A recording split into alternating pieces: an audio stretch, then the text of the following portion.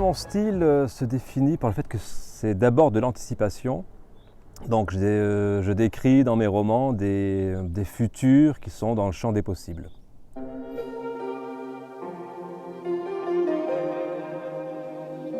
Parmi mes auteurs préférés, on peut compter Robert Charles Wilson, mais aussi des auteurs d'anticipation connus tels que George Orwell ou d'autres comme James Ballard.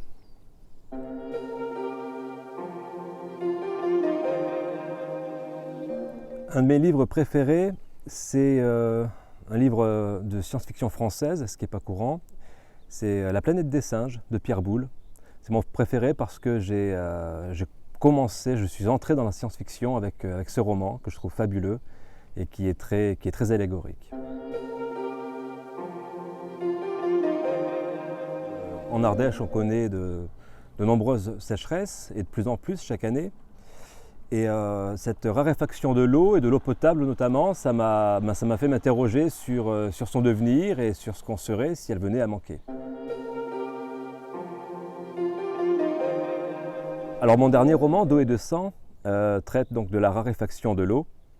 Et c'est un roman de genre, comme on dit, c'est un western, donc avec tous les codes du western, avec des marginaux, des colts, une grande compagnie, donc ça respecte tous les codes, mais ça prend place dans un lieu qui ressemble à l'Ardèche, parce que je me suis inspiré des paysages d'Ardèche pour écrire ce livre.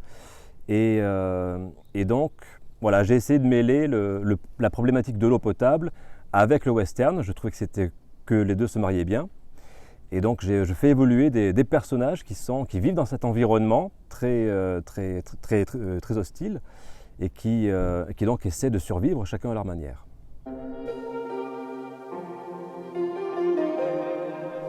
Donc une des problématiques que j'aborde dans les romans, c'est l'écologie, c'est le rapport de l'homme à la nature et puis quels sont leurs devenirs communs, parce qu'on a tendance à séparer l'homme de la nature en voyant deux entités différentes. Et ce que j'essaie d'écrire dans mes romans, c'est justement que l'homme fait partie intégrante de la nature. Et mon premier roman, qui s'appelle La Cité dénaturée, traite de ça avec une histoire qui parle d'hommes et de femmes qui se sont complètement coupés de la nature pour vivre dans une cité complètement artificielle. Voilà, dans mon deuxième roman, La dernière vision de Ma, c'est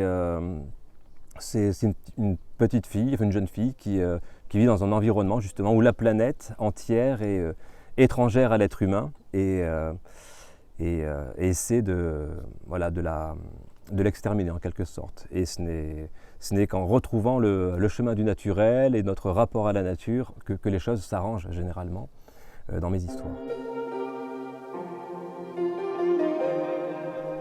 Partout, dans n'importe quelle librairie, sur commande, sur les sites internet que tout le monde connaît, et également sur le site de l'éditeur Marathon Édition.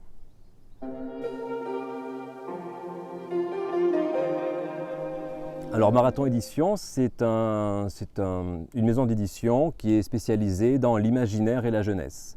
Voilà, qui publie des livres qui s'adressent aux jeunes, hein, enfin, après jeunes ça peut aller jusque très tard, et qui parle aux jeunes, voilà, à travers l'imagination, c'est-à-dire bien du fantastique, de la dystopie, de la science-fiction, etc.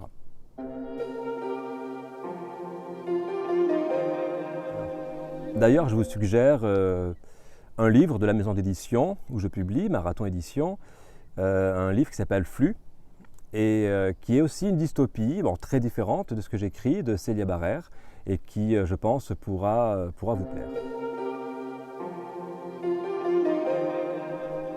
Je voudrais terminer en disant à tous les spectateurs de TV07 eh bien, de continuer à lire, d'aller dans les librairies et de rester l'esprit et l'imagination grand ouverts.